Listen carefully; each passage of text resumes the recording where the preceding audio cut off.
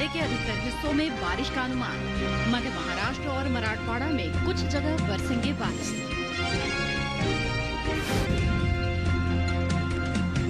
दो दिन उत्तरी बंगाल की खाड़ी में 40 से 50 किलोमीटर प्रति घंटे की गति से चलेंगी तेज हवाएं। मछुआरों को इन इलाकों में न जाने की सलाह।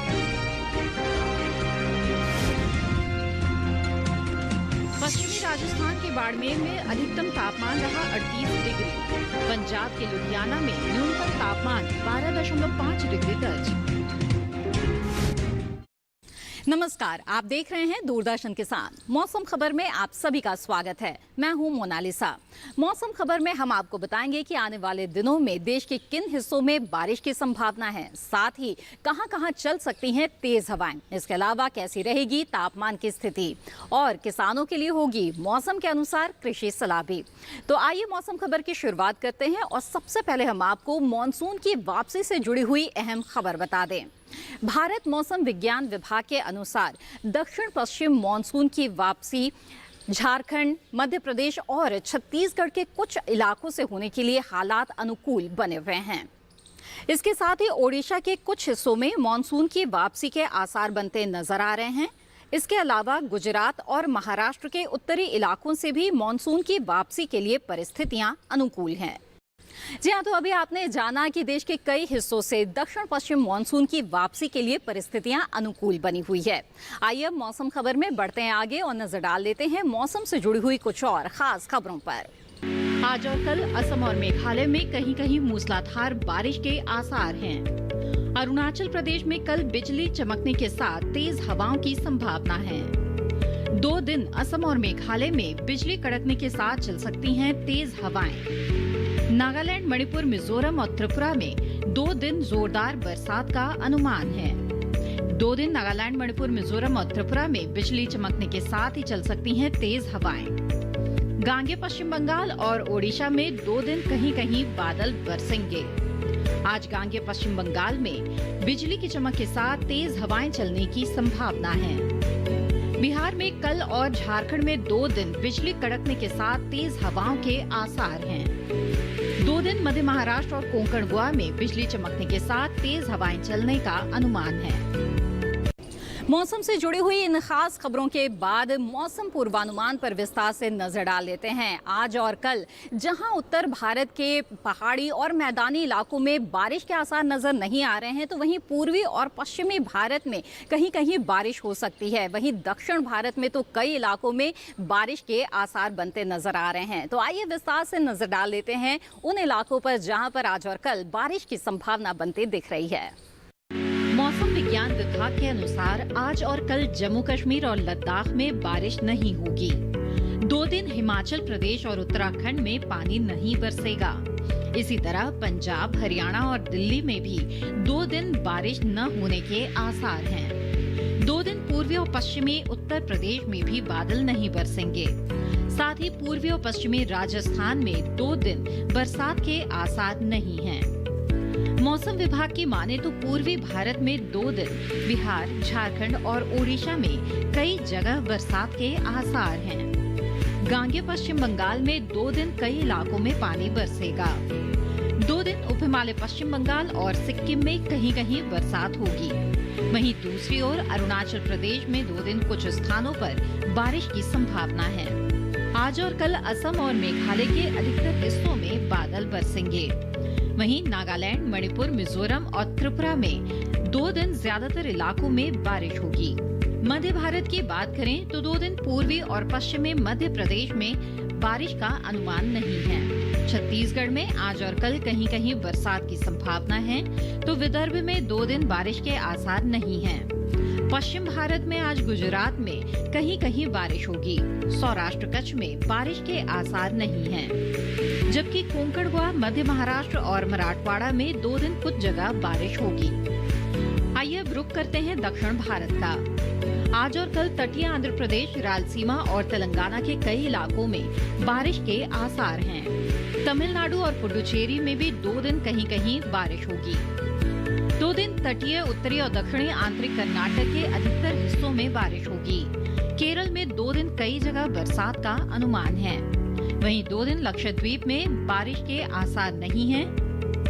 जबकि 2 दिन अंडमान निकोबार में कई स्थानों पर बारिश की संभावना है। जी हाँ, तो अभी आपने जाना कि आज और कल देश के किन हिस्सों में हो सकती है बारिश। आइए आगे बढ़ते हैं और अब आपको बता दें कि पिछले 24 घंटों के दौरान देश में कैसा रहा मौसम का मिजाज, यानी उन इलाकों पर डालते हैं नजर जहां पिछले 24 घंटों के दौरान हुई बरसात। पिछले 24 घंटों के दौरान हुई बारिश पर नजर डाले तो जम्मू कश्मीर, लद्दाख और गिलगित में कहीं कहीं बारिश हुई। इसके साथ ही असम और मेघालय में कुछ जगह बरसात हुई। साथ ही नागालैंड, मणिपुर, मिजोरम और त्रिपुरा में भी कुछ स्थानों पर बादल बरसे। गांगे पश्चिम बंगाल और ओडिशा में भी कहीं कहीं बरसात हुई। इस दौरान गुजरात, सौराष्ट्र, कच्छ और कोंकण गोवा में इक्का दुक्का जगह बरसात हुई। मध्य महाराष्ट्र और मराठवाड़ा में भी कहीं कहीं बरसा पानी। तटीय आंध्र प्रदेश के कुछ हिस्सों में और रायलसीमा में कहीं कहीं बारिश हुई। साथ ही तटीय कर्नाटक के कुछ इलाकों और दक्षिणी आंतरिक कर्नाटक में भी कई जगह बरसात हुई। साथ ही केरल, तमिलनाडु और पुडुचेरी में इक्का दुक्का हिस्सों में बादल बरसे। मौसम खबर में बढ़ते हैं आगे और अब आपको बता दें तापमान की स्थिति के बारे में। आइए जान लेते हैं देश के किस हिस्से में कैसा रहा तापमान। पहले नजर डालते हैं अधिकतम तापमान पर। अरुणाचल प्रदेश में कुछ जगह अधिकतम तापमान सामान्य के मुकाबले 3 से 5 डिग्री ऊपर रहा।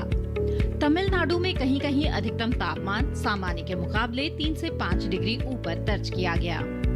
पश्चिमी उत्तर प्रदेश में कई स्थानों पर अधिकतम तापमान सामान्य के मुकाबले 1.5 से 3 डिग्री ऊपर रहा। बिहार के कई इलाकों में अधिकतम तापमान सामान्य के मुकाबले 1.5 से 3 डिग्री ऊपर रहा।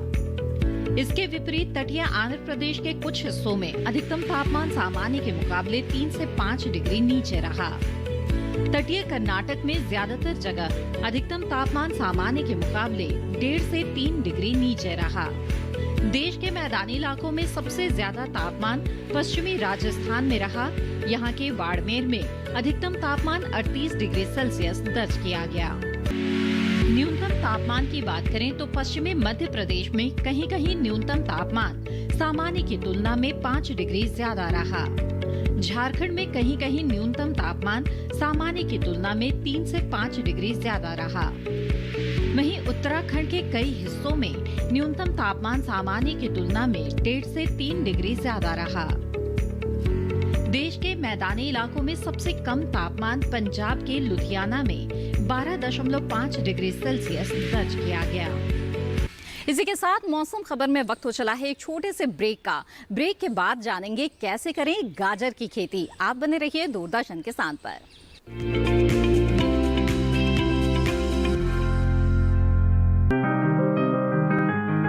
बीमारियों से कैसे बचेगी फसल? मवेशियों की मुश्किलों का क्या है हल? कहां से लाएं बीज, कितनी लगेगी खाद? किसानों के हर फोन का विशेषज्ञ देंगे जवाब। देखिए हेलो किसान लाइव सोमवार से शुक्रवार शाम 6 बजे।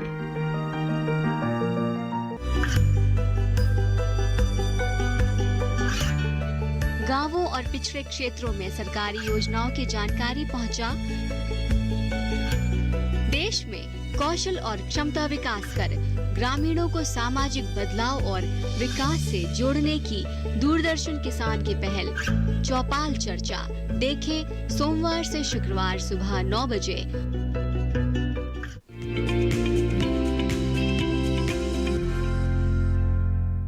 ब्रेक के बाद आपका फिर से स्वागत है मौसम खबर में। ये समय रबी फसलों की बुआई के लिए उपयुक्त है, लेकिन इसके साथ ही बुआई और रोपाई के दौरान मौसम का ध्यान रखना भी बेहद जरूरी है। जहां पूर्वोत्तर के राज्यों में कहीं कहीं बारिश हो रही है, तो हम देख रहे हैं कि उत्तर भारत के जो पहाड़ी इलाके हैं वहां मौसम साफ बना हुआ है। तो आइए जानते हैं कि जम्मू कश्मीर, हिमाचल प्रदेश साथ ही पूर्वोत्तर के राज्यों में किसान इस वक्त कौन कौन सी फसलों की बुआई और रोपाई कर सकते हैं। तो कृषि विशेषज्ञों की सलाह पर आधारित इस रिपोर्ट पर डालते हैं नजर।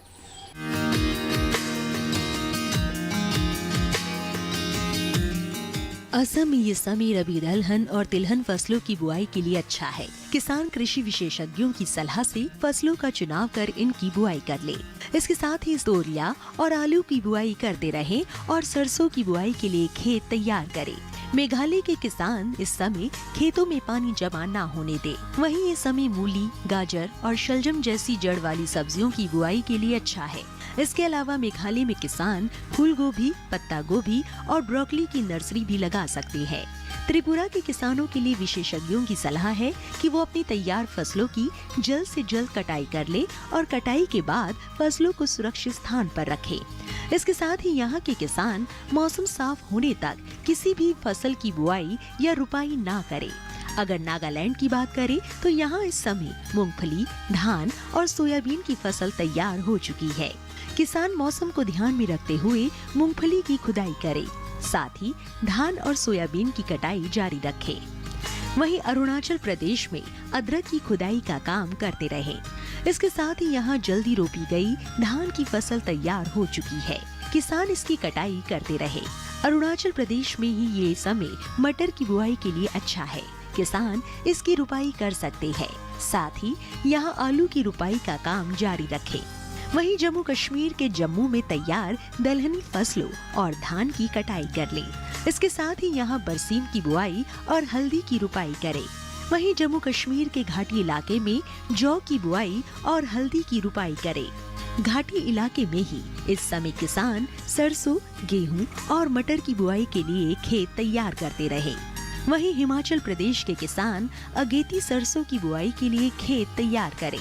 साथ ही यहाँ दलहनी फसलों की कटाई जारी रखे। जी हाँ, तो अभी आपने जाना कि पूर्वोत्तर और उत्तर भारत के पहाड़ी इलाकों में इस वक्त किसान कौन कौन से फसलों का चुनाव कर सकते हैं और किस तरह से बुआई और रोपाई के दौरान उन्हें किन बातों का ध्यान रखना चाहिए।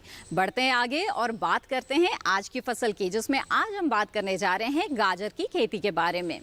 गाजर की जो फसल है वो हमारे देश की प्रमुख फसलों में मानी जाती है और ख़ास तौर पर उत्तर भारत का मौसम इसकी खेती के लिए उपयुक्त है। लेकिन इस बात का ध्यान रखना भी बेहद ज़रूरी है कि जल भराव या सूखे वाले इलाकों में गाजर की खेती नहीं की जाती है। तो आइए विस्तार से जानते हैं कि गाजर की खेती किस तरह से आप करें ताकि आप अच्छी पैदावार ले सकें और अच्छा मुनाफा कमा सकें।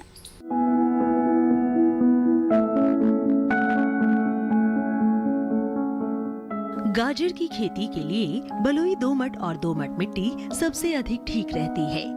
जिस खेत में आप गाजर बो रहे हो उसमें से पानी निकालने का पूरा प्रबंध होना चाहिए। मेड़ों पर फसल बोने से जल भराव का खतरा कम हो जाता है। 1 हेक्टेयर के लिए 5 से 6 किलो बीज पर्याप्त होते हैं। बोने से पहले खेत की मिट्टी को भुरभुरा बना ले।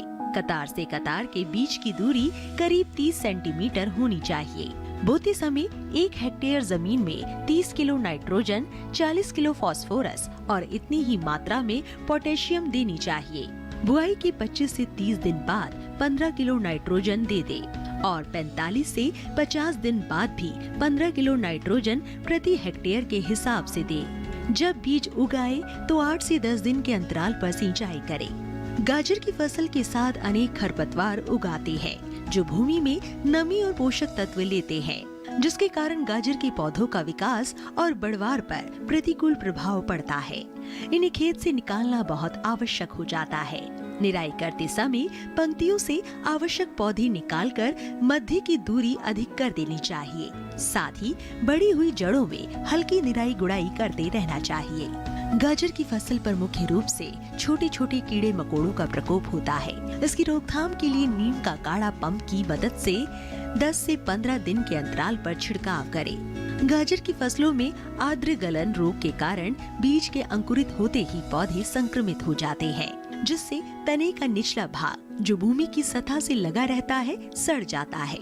फलस्वरूप पौधे वहीं से टूटकर गिर आते हैं। इस रोग की रोकथाम के लिए विशेषज्ञों की सलाह पर बीजोपचार कर ले। गाजर की जड़ों की खुदाई तभी करें जब वे पूरी तरह विकसित हो जाए। खेत में खुदाई के समय पर्याप्त नमी रखें। साथ ही फसलों को सुखाकर उचित स्थान पर भंडारित करें।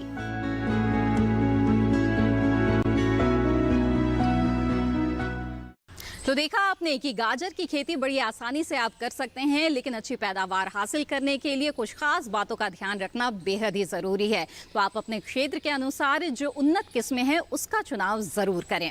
बहरहाल आगे बढ़ते हैं और अब आपको बता दें कि मौसम के अनुसार इस वक्त आप कौन कौन से कृषि कार्य कर सकते हैं। उत्तराखंड में रागी और धान की कटाई करें किसान। उत्तराखंड में सरसों, बरसीम और मसूर की बुवाई कर लें। उत्तराखंड में ही आलू की रोपाई कर सकते हैं किसान। उत्तराखंड के निचले और मध्यम पहाड़ी वाले इलाकों में जौ लगाएं। उत्तराखंड के किसान फूल गोभी की रोपाई भी करते रहें। पूर्वी उत्तर प्रदेश में चना, काबुली चना और मटर की बुआई करें। पूर्वी उत्तर प्रदेश में ही सरसों की बुआई कर सकते हैं किसान। पूर्वी उत्तर प्रदेश के किसान मूली और गाजर की बुवाई करें।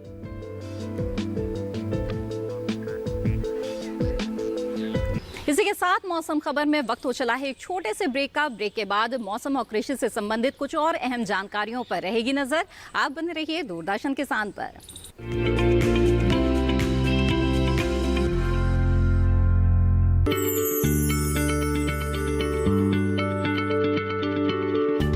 क्या आप किसी बीमारी से परेशान हैं? चाहते हैं डॉक्टर की सलाह? तो हम हैं आपके साथ। बताएंगे आपको जीने की राह। समस्याएं आपकी, समाधान देश के मशहूर विशेषज्ञों के। घर बैठे बात करें देश के जाने माने डॉक्टरों से। हमारे लाइव प्रोग्राम स्वस्थ किसान में हर शनिवार शाम 6 बजे से 7 बजे तक। ये कामयाबी है अन्नदाता की। ये कहानी है खेत और खलिहानों की। कैसे करें अपने पशुओं की देखभाल, जानिए गांव-गांव के किसानों का हाल। देखिए गांव किसान सोमवार से शुक्रवार दोपहर 12 बजे सिर्फ डीडी किसान पर।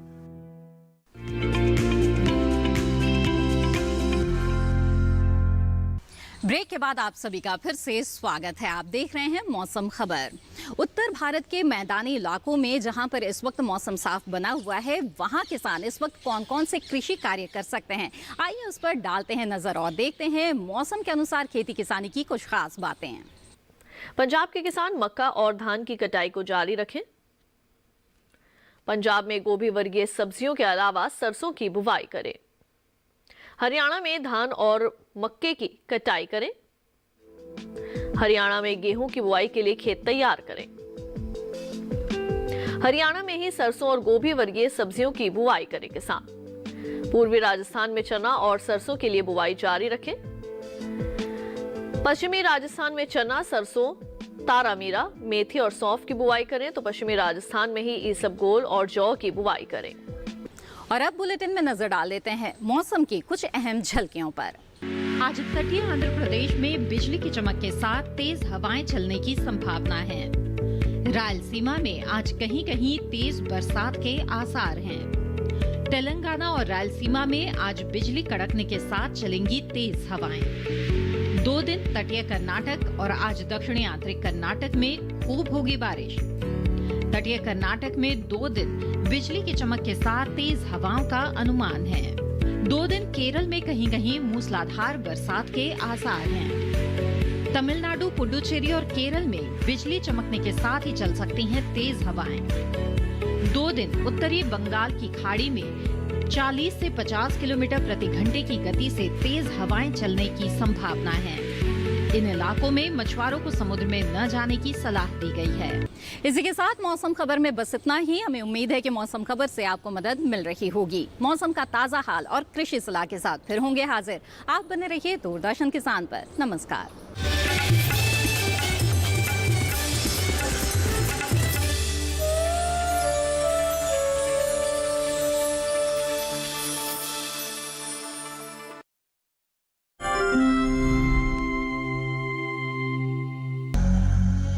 तीर्थंकर के नाम से इस शहर का नाम बर्धमान रखा गया।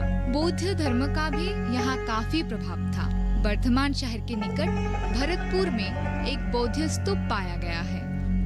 हम जा रहे हैं बर्धमान शहर से 25 किलोमीटर दूर पूर्व बर्धमान की एक और जगह गलसी 1 नंबर ब्लॉक के फतेहपुर गांव की ओर। इसी फतेहपुर गांव में ही रहती है नूरजहां खातून।